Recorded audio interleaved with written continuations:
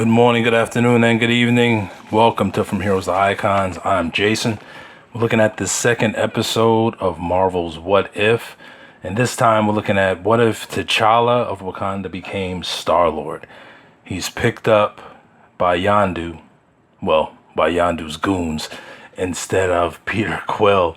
And he decides, because he wants to be an explorer and his father said no, he just decides to go on with Yondu. And it jumps 20 years or some such like that or whatever. But before I get into all of that, please like, share, and subscribe, all that good stuff. And I'm doing a lot of voice recording this week, so y'all bear with me as I kind of plow through this. Just like the first episode, this episode has even more stars reprising their roles of the characters that they've played throughout the MCU, which is pretty dope. The all around, I don't know, I guess I still give it 5 stars or a 10 or whatever. It was pretty dope. It was like one thing that I really didn't like, but that's neither here nor there. I guess, eye of the beholder and all that stuff. But we do get Karen Gillan back as Nebula, Michael Rooker as Yondu, Demon Hansu as Korath, Josh Brolin is doing Thanos, and we also get Benicio del Toro as the Collector, and a super quick cameo of Kurt Russell in his ego-human form. And this was really a great episode. I had my son watch it with me. He loved it. And for me, that was enough. Even though seeing T'Challa as Star-Lord, he's a better Star-Lord than Star-Lord is.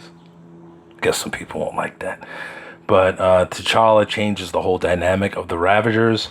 And instead of being buffoons that cause chaos, they're buffoons that do good.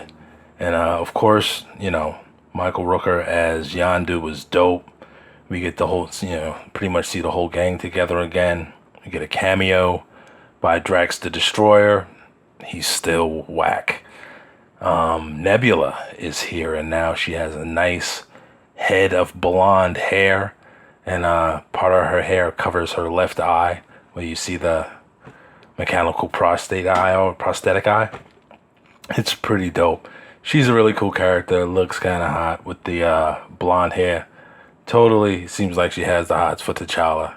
Ridiculous. It was different, and I really enjoyed it. It's pretty much a heist episode showing we only get to see T'Challa as a child for maybe like the first 3 minutes or so of it, which was pretty dope. Thanos, I really didn't like his personality.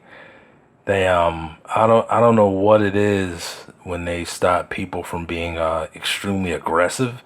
They become like this weird pseudo nerd thing. I don't know. I really didn't care for it. But later on, near the end of the episode, I guess the climax, or whatever, he has a really nice fight scene with the Black Order, and they say something about him being angry or whatever, and he was like, "Oh, I'm not angry, I'm mad," and that was cool. But his fight with the Black Order was excellent, to tell you the truth. And Benicio del Toro as the Collector, really, really much better than his live characterization of it. He was much bigger, much more flamboyant, and they showed a little bit of the arsenal that he has collected over time. And I believe he was fighting T'Challa and Yondu, and it was pretty dope. And he's pulling out all these weapons, like this big rock hand that he starts beating them up with or whatever, and he's talking about his collection and this and that.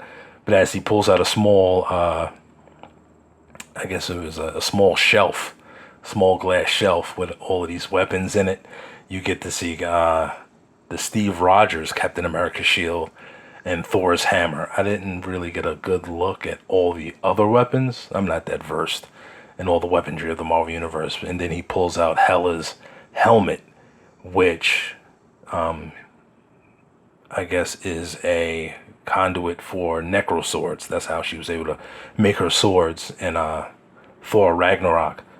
But it's pretty dope. And I guess it was dope that he had dropped the necro sword name or whatever. But can't complain. The episode was pretty strong. We got a pretty useless cameo of Howard the Duck. I was never really fond of Howard the Duck after I turned a teenager, but the movie was whack. But he was he's just an alcoholic, I guess. You know, he's supposed to be trying to help T'Challa, and he just stops because he needs a nightcap. But the episode ends with T'Challa going back home, and we don't know what's going to happen in the future of this or what have you, but I wouldn't be surprised to see a Black Panther Star-Lord type of deal going on, because he does reunite with his family. He brings, you know, the whole gang, Thanos included, to Wakanda, and he's reunited with his father and everybody from Wakanda. This is pretty dope. And at the end, and I guess they'll be doing this with all episodes like they did with the Peggy Carter, Captain America. She comes back into the future and meets Nick Fury and Hawkeye. And in this episode, at the end, spoiler alert, we get to see Peter Quill working at a Dairy Queen. Pretty pathetic. And then he's sat on upon, or whatever you want to say, by Ego, the Kurt Russell human version. So you get a little bit of that. A lot of madcap humor and stuff like that, but it actually worked. As I always say, I'm not really too fond of the humor in the Marvel Universe, but it was pretty dope. I give it a 10. Josh loved it. And it is a day late, but what you gonna do? Trying to get these things done. Very busy. Just doing other things besides making videos, but I'm so glad to be here with you guys. Please, again, as I said, like, share. If you're not a subscriber, please subscribe. Hit the bell notification button, because you never know when I'm going to do something.